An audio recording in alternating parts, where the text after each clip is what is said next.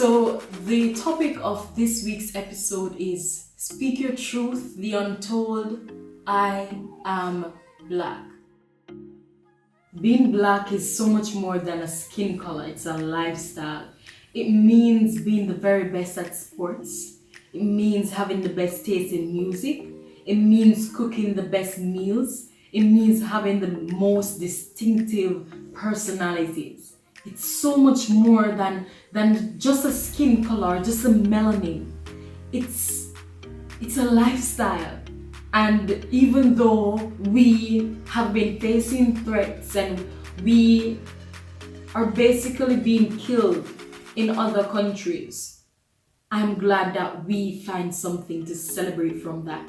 I remember when I was going through Lincoln, I think it is, this week, and there was somebody who uploaded a post, and it was the first black female, you know those posts, first black female in the Navy or to become this person. And she was saying that why is it that we now celebrate skin color? Why is it that we don't celebrate qualifications? Because it's not just about skin color. Why just can't we see the qualifications? I'm like, this person is obviously white. She was obviously white.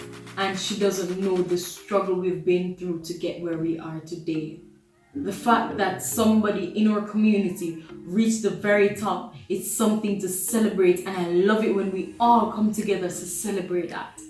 I just love that, because being black is more than just a skin color, it's a lifestyle.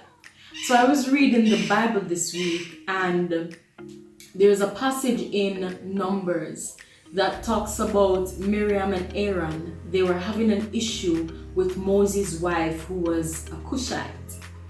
And of course they use her as a scapegoat to cover their real problems with Moses. But a Cushite is from the tribe of Cush, who was the son of Ham. And we all know that Ham's story, who was the son of Noah. He was black.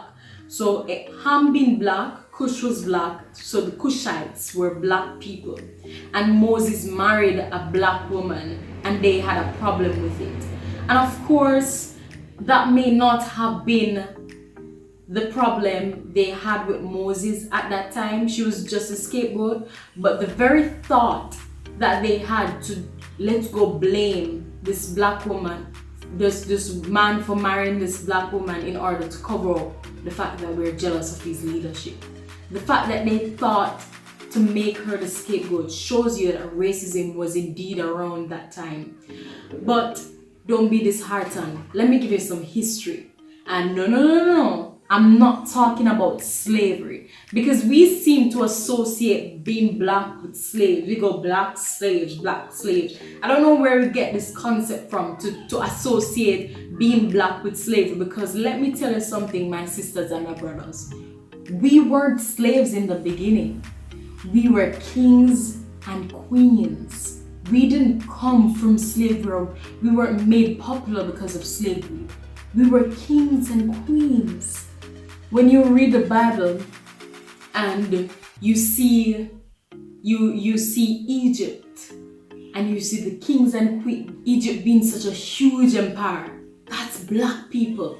And when you look at the princess that found Moses, that's a black princess. And you look at Queen of Sheba, that's a black, beautiful black woman. There's so much mention of us being such a big part of history. And of course we don't get credit for it, but I'm telling you, that is where we started. We started having the biggest empires, being kings and queens, so we better start acting like it. We better start acting like it now, because we have a slavery mentality, and that needs to stop. We need to stop acting like slavery wasn't over 200 years ago. We need to let go of that mentality. Stop holding on to it so strong, because that wasn't our beginning. It was just a period in time that affected us really bad, but now we need to move on, because that's not all we are. We aren't slaves, we were kings and queens. So we need to restore ourselves to where we once were. When I look at the Bible, what you need to understand is God does not see color. Because the Bible tells us man looks at the outward appearance, but the Lord looks at the heart. So he doesn't see color. He elevates people according to their attributes. So we need to stop seeing color. Of course, humans came up with a concept of this thing, this mote of hate in between us. We came up with that. He didn't come up with it. So we came up with it. And it was born out of the spirit of fear of the unknown. Let me explain that. When the Europeans came to Africa, or they came to the Caribbean and saw that people were different from them, they were jolted from their own little sphere that they weren't the only persons in the world. They saw people with different skin color, different culture, and they realized we're not the only persons in the world. Well, they should have known this if they had studied the Bible, but they were jolted from their little sphere. Remember, they thought the world was flat and they were the only ones there. And they began to fear the unknown. They didn't know these persons, they didn't know their capabilities, they didn't know what they could do. So the first thing they tried to do was subdue them. And they succeeded for a while. They have been taken from us ever since. And it's really sad that the world is like that. It's really sad because you see, people fear what they don't understand. If I can deter a little bit, think about it. Think about something that's different from that differs you from the rest of the crowd. And think about people who hated you for it. For me, it was talking. When I first went to NCU, a lot of people didn't like me because I talked a lot in class. And months later, they would come to me and they'd say, I didn't know you were this chill. I always hated you because you talked a bit too much. And well, now you're all benefiting from that, which is good. But really think about an attribute that's different and realize that that attribute has made people hate you. People hate something different. They don't like to come out of their comfort zones. They like to stay. And that fear of the unknown, that fear of difference, allowed the Europeans to cause the horrible slave trade that we've seen in the past. I remember when I was doing Cape history, and we had to read this big book, cover to cover. But it actually chapter by chapter gave evidences that Africans were here when the Amerindians were here. And I was so appalled because I'm saying that in sixth grade, I learned that Christopher Columbus came here first. And then when I went to high school, everybody said, no, it wasn't Christopher Columbus.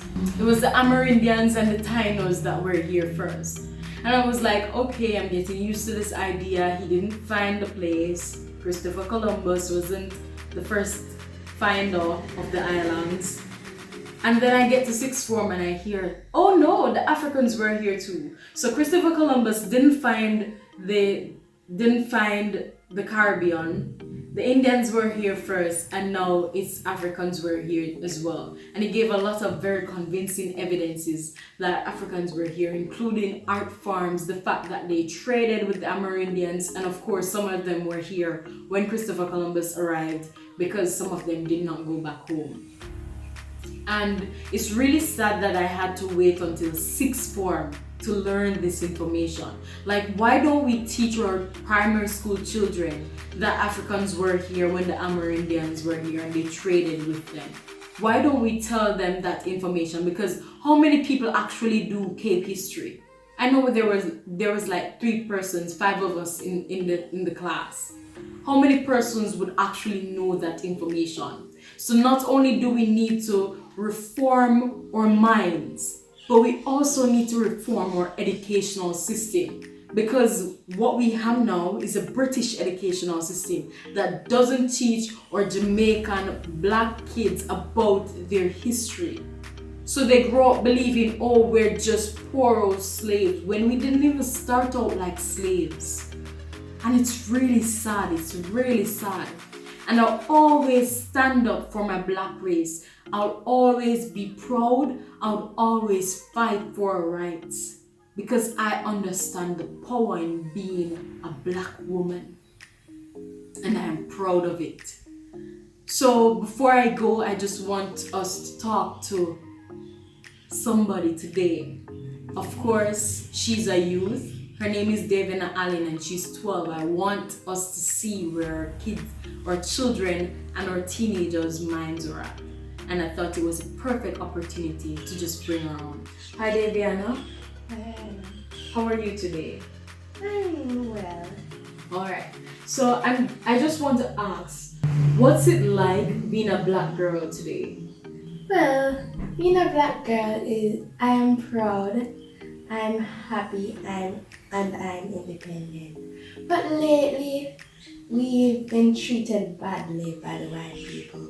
Right. So we understand in other countries that the culture might be different. There's a lot of racism there. They don't have the same freedom as us, and we're really saddened by that. So what advice would you really give to somebody in that situation? Well, I would tell them to stand up and be strong because we are not just only slaves, we are bright and proud of it. And is there anything else you'd like to say to anybody that's listening? Well, if you're black, be proud of your black skin. Alright. Thank you so much, Davina, for coming, and I hope you have a wonderful day. Thank you, and same to you. Hi, my name is Irna. I come from a very loving family. My father is black and my mother is brown. But I am confused.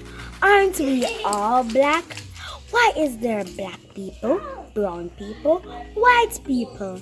Aren't we all just people? Why is there a difference? Why is there so much hate? In the end, we will all suffer the same fate. Why is there so much suffering for the black race? Hi, my name is Irna. I want to be a teacher one day. I like to read and write. Jamaicans would say, I'm bright. I love to sing, go to church, and pray. I just wanted you to hear what I have to say. Before you hate me on sight, before you kill our fathers, before you cause pain to our mothers, I am Irna and I am black. I want to thank everybody for coming today, watching. I want to thank all those that are supporting. And remember, be black, be proud of your skin. Be proud of your melanin and always, always stand up for what you believe is right. Stand up with our brothers and our sisters and continue to help them fight. So there's a subscribe button right below here. It's big, it's red, and there's subscribe on it. I just want you to click that button and click the bell that comes up beside it so you can get all our videos when they pop up, all right? Thank you so much again for the support and have a blessed day. I am black. God made me this way.